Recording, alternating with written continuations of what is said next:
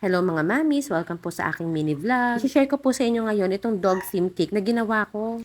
Half German Shepherd and half Aspin po itong dog na pinapagawa. Kaya naman niligyan ko siya ng ears and nose na made of fondant. 3 colors po pala itong cake na to, kaya niligyan ko na ng mga markings. Saan ko lalagay yung mga icing. 6 inches po pala ang size ng cake and 10 inches naman yung ginamit kong cake board. Moist vanilla naman po ang flavor ng cake kasi gusto ng aking client ipatikim din sa dog itong cake niya. Pero itong cake na to mga mamis ay for human consumption po talaga.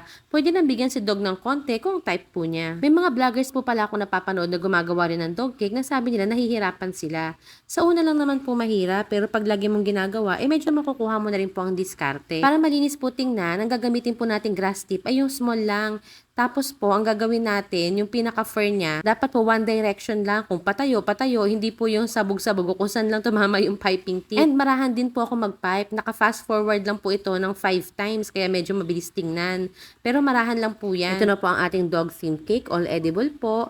Happy birthday, Jowdy! See you in my next vlog!